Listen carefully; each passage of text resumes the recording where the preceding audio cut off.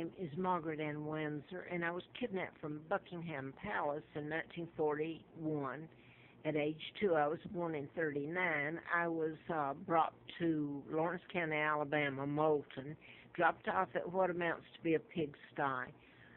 It really was abusive, and so there was no toilet tissue ever, or even Sears Roebuck catalog if you want to know the graphics. It was really horrifying and abusive.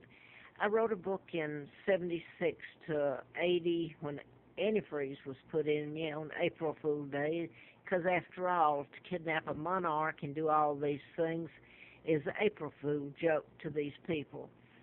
I found out in 83, after I'd been in a campaign to replace one of the doctors I'd written about in the medical malpractice book, before I got the antifreeze put in me, and a letter from the FBI, June the 23rd of 79, national security involved ongoing investigation. Now, yesterday was JFK's assassination, the 51st, I believe, anniversary, and people have made over him, and I even heard someone who I admired. She's on Coast to Coast a lot, but she's covered a lot of things that are really directly involved in this whole mess. Her name's Linda Moulton, and that's where they took me, how. And that's what this gets into, a name game, time, synchronicity, etc., and mind control, the Illuminati, Freemasons. Now, then, she seemed to be a nice lady. I admire the work she's done. I could not believe that she sat there the other night and spoke of when someone could assassinate the United States' beloved president and get away with it. And she has to know about me. She really does, and so does the program she's on, George Norrie, Coast to Coast, so I'll leave it at there. It's been okay to do all this to me and honor a man who was a murderer, a thief.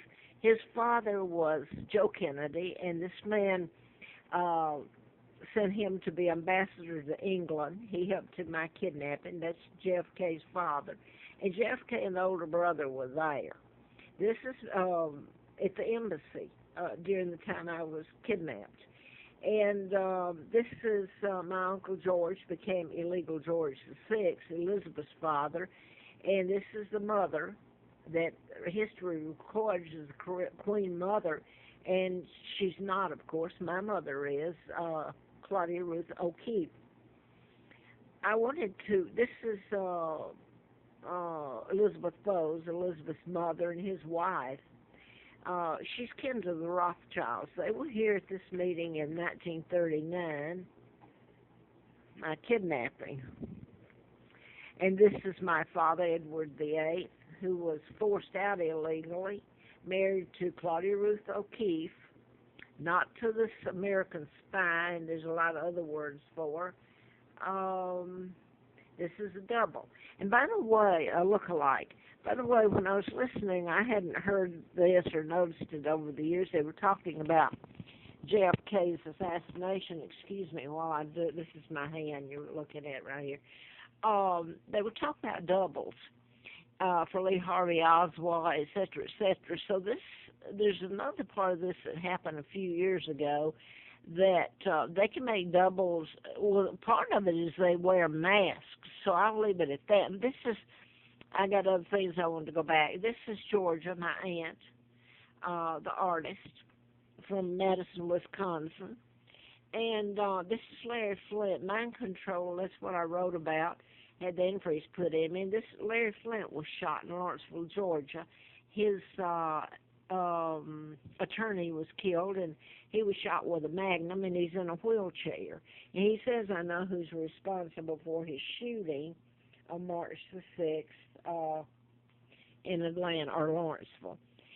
That was in 83, and I wanted to go to this, so I did write about the mind control murders, and when you hear the list, the country, if they don't care about me, they will certainly wonder about the list that were murdered using mind control, because you can create an illness or cure it, and I'm going to try to read this letter before this goes off. This is me a long time ago, and my son Mark Air after me, and Scott. This is one of the mind control murders. Gabby Gifford, who ran for Congress, or she was a congressperson. This involves NASA, and NASA is what I'm going to read you if I can get to it and get it on this tape. I won't. But it was 45 miles from where they dropped me off in Moulton, and that's where Redstone Arsenal, ballistic missile, all this is now. And after it started, NASA did, Warner von Braun, who's part of the deal. I mean, he was a good man, then later he was killed. But anyway, I'm a hostage, so there was deals made in every manner. This is Mark and Gabby Gifford, Mark Kelly, who's a twin. I want to make that point, Mark and Scott. My Mark and Scott aren't twins. They're 11.5 months apart. But Mark and Scott Kelly are twin, and they're astronauts. And that's Aurora, Colorado. I wanted to read this and then see if I can get this on. It's a letter from Jack. Letters. I just took a portion out. I wrote a medical malpractice book, A License to Kill. It was about mind control, programming persons to kill, and letters and modify behavior. So this is about the woman I grew up with, being told she was my mother. She had killed her twins that were born out of wedlock, and then I was taken there and placed there and grew up in that hellhole being told she was my mother. I didn't find out until late 83. And actually, Jack Hartsfield, he was a reporter when I met him for the Huntsville Times. He was working for the New Mexican Reporter in Santa Fe, and my Aunt Georgia was still alive then in Albuquerque, New Mexico, just a few miles over the mountain. Lina Dempsey, they used, not just her, they used the mental health system to try to kill me. They tortured me, and well, God, you can't tell it, the laws that were committed there really against me. They used it to discredit me and try to kill me. This is a woman took part in it who killed her twins, Peggy and Carl, and I have to use that name, Peggy Dempsey Childers. And it's the cover-up. The family helped cover it up. Lina was drawing. I wanted to go to this, what this woman did, and I'm the one that got locked up for trying to live on the Appalachian Trail that has been made look nuts, discredited. Lina was drawing Social Security disability, doing campaign aid work.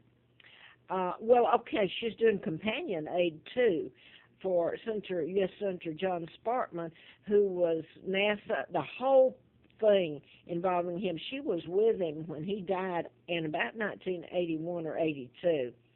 She was also with George Wallace, who didn't want any part of her, up in Laurel, Maryland. She was working in his campaign when he was shot, and that was a program shooting.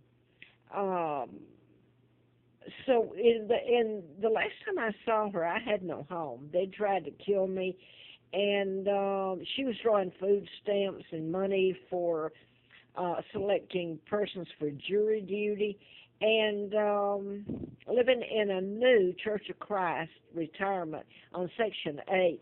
And I'm sick, and she was still trying to kill me when I was begging. I told her I found out about my name and all that and begging for a place to stay. So I'm going to go to this and hope I can get it on, and I'm not. It's going out now. Letter from Jack, so I'm going to pick it up on the next one. And how am I going to title this? It's going to go off in a minute.